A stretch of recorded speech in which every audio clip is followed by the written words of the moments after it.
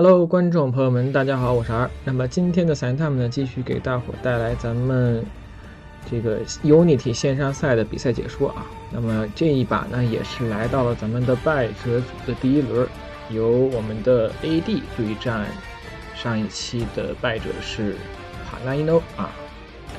那么这边的 pick 环节啊，也是可以简单的说一下，这边依旧是我最喜欢的经书啊。同时呢，这一把经书被放出来了。那么我们这个经书呢，在面对这三柱女神的时候呢，比较怕的就是这个镜子了，因为这个镜子这边的爆发很高，而且都是通常牌不可对。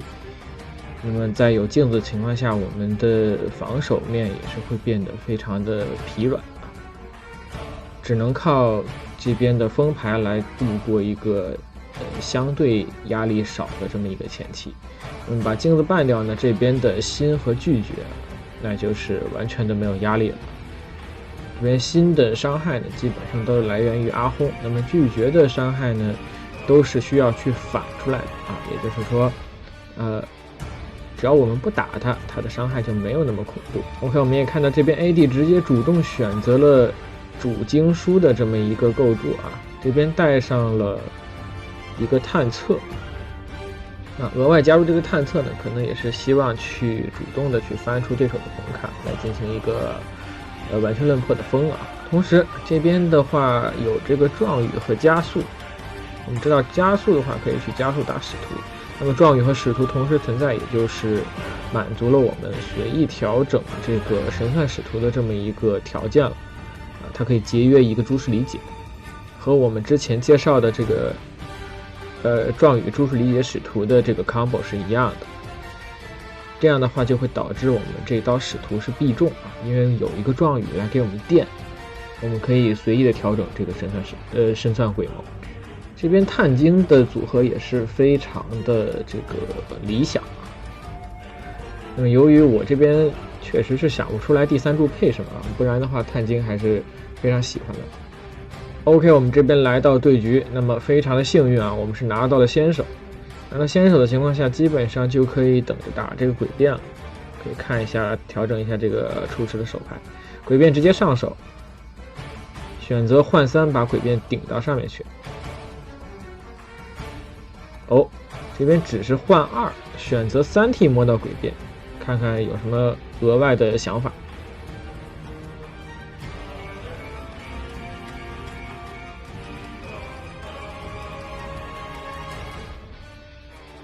直接打出引用，扣掉对方的问答，这样的话可以保证我们不会在4T 受到问答的干扰，因为我们的4T 正好是对手的3T 嘛，那么我们的洗牌轮正好就对齐了对手的爆发轮，因此呢，问答是很有可能打掉我们3张牌库的，这是非常伤的一件事儿。这边双前进选择过回合呢，多半是考虑到这个想用诡辩去吓唬一下对面。显然我们这边诡辩是个3T 的诡辩，那么很显然啊，对面也是中计了，直接选了一个后退，那我们就有更多的机会去攒一下 AP 了，继续抠对面的牌库。OK， 又抠出来一张8面斩。这里也是直接选择了双聚气去把这张8面斩封了啊，彻底解决红卡威胁。封掉这张8面斩，在解决红卡压力的同时呢，还给我们带来了一张蓝豆子，方便我们之后打加速。这张探测的任务也是完成了。那9局的距离，对面也什么都干不了，只能够全力前进了。这样的话又给我们拖掉了这么一个爆发轮啊，相当于对手的爆发轮直接被我们拖没了。这里下一抽是诡辩和使徒2选1的局，那么距离不太合适，应该就是打个诡辩过了。那么由于这边是开完了完全论破，还有2虚啊，对手刚才那回合可以在9继续摆烂啊，把这个虚收干净，等着经书这边动。这样的话效果可能会好一点。不过这边面对着引用和探测的双干扰，其实压力也很大。那这里又造就了对手的一个后3洗牌，这样后4的爆发就对上了我们的先4。这样的话，其实第一张引用有点浪费了啊。对手此时还是有概率去打这个阿訇问答的 combo 的。我们待会儿洗完牌又要吃问答。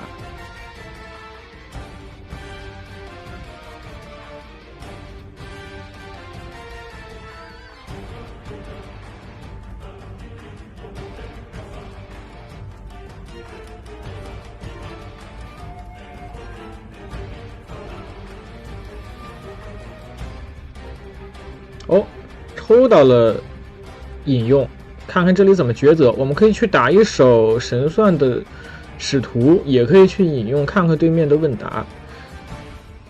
这里手里大概率会捏问答的啊，如果捏不到问答，那问答就在他牌库里。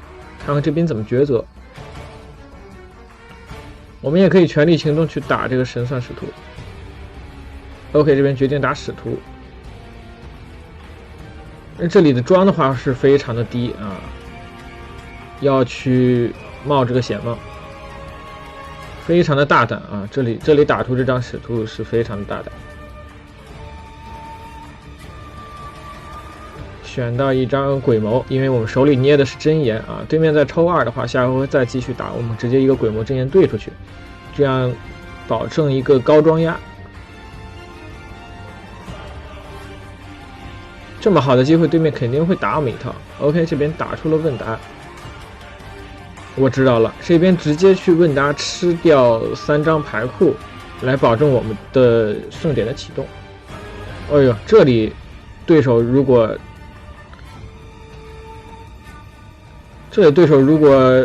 没有放弃进攻的话，有可能会吃到一张很大的盛典。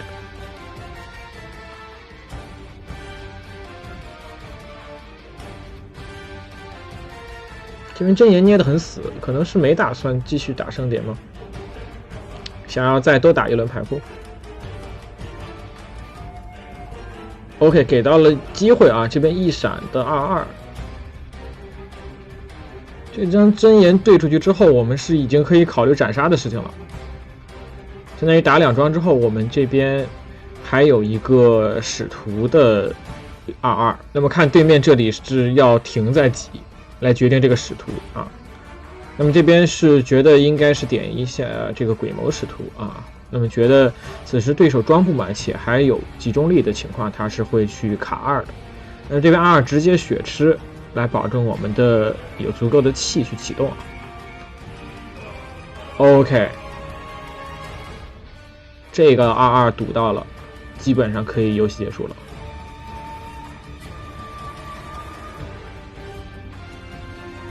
这边的2-2鬼谋使徒爆掉他最后的一张牌库，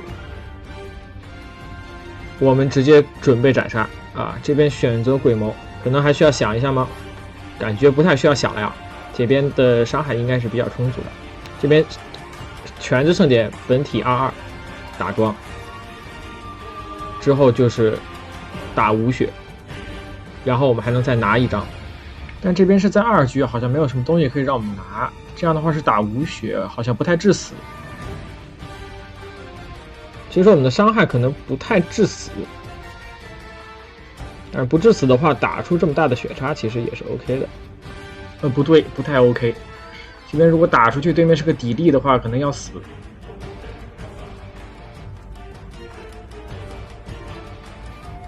啊，这边全职盛典直接血吃了，那么游戏结束了呀。还好是血吃了，不然的话这边砥砺要反杀了。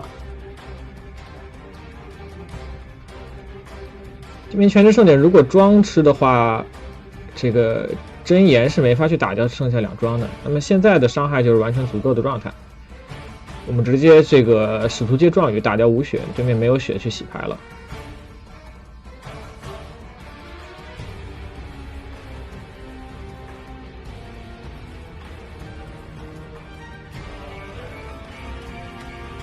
那么这里如果刚才全职盛典本体的这刀我们去庄吃的话，是还能留有2血的。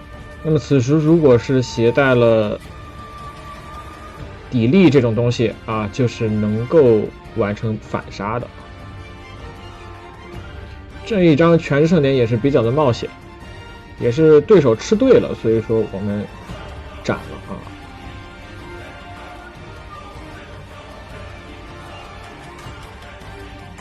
对，就算拿了1响币，我们到了对手回合也是没法保证一个武装的，这里吃砥砺是肯定死了。那么也是这个运气不错啊，对手呢可能并不熟悉我们这个全职盛典的斩杀线，吃错了啊，把这个伤害吃错了，不然的话还是有机会继续再打一轮的。OK， 那么这就是本期的全部内容了。也是 AD 的在败者组的第1轮大杀特杀啊，我们期待一下后续 AD 在败者组的继续的表现。那么我是2，我们下个比赛再见，拜拜。